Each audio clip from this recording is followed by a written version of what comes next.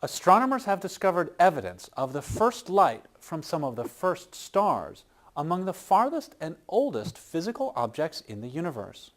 Using a simple radio antenna and a great deal of careful measurement, they have effectively seen farther back than even the Hubble Space Telescope. These stars emerged from the smoldering embers of the Big Bang.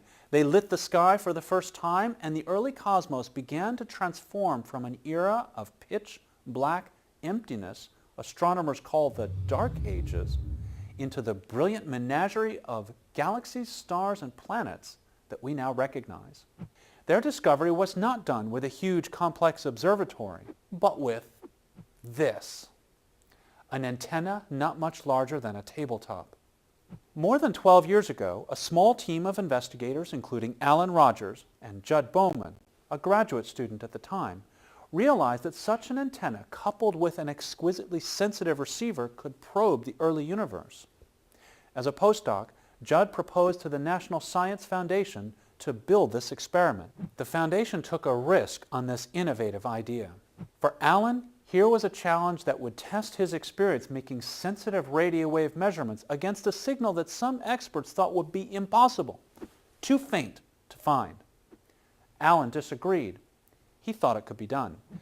Before the first stars, the universe was dark, cold, a tenuous and unlit gas of mostly hydrogen awash in a sea of background radiation, a cosmic afterglow from the Big Bang that included some radio waves. Astronomers theorized that starlight from the first stars to light up the universe would excite this hydrogen gas and cause it to absorb the surrounding radio waves at one particular frequency. Problem is, due to the expanding universe, this absorption would be observed at some lower frequency, unknown.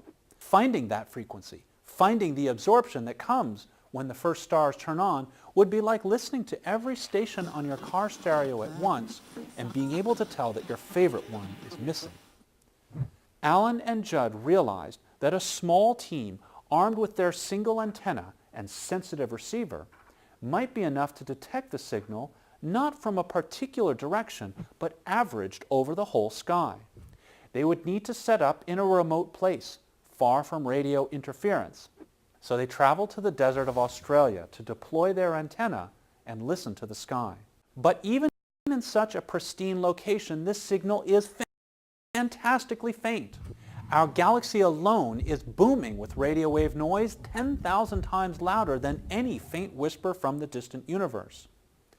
For Alan, Judd, and their team, finding the impact of the first stars and that cacophony would be like trying to hear the flap of a hummingbird's wing from inside a hurricane. After several years of improving their apparatus, they found hints of a signal in early 2016. But given the excruciating challenge of a detection, how could they be sure it was real? Good science is an adventure, but it is also careful, methodical. So the team spent more than a year ruling out other possible explanations for what they had found. They expanded the ground plane beneath their antenna. They deployed a second antenna. They changed its orientation. They improved the calibration. They even ruled out interference from the sun and the moon. In the end, their detection remained. It was real.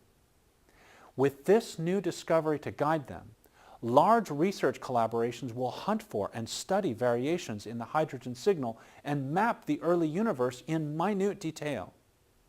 These experiments will use arrays of hundreds of antennas and complex data processing and hundreds of hours of observing. Those collaborations were conceived before knowing for sure if that signal could ever be found, and if so, at precisely what frequency. Now, thanks to Alan, Judd, and their team, they know. Astronomers are filling in a missing chapter in how the universe evolved from the Big Bang. We are piecing together how, over billions of years, matter evolved from this into this.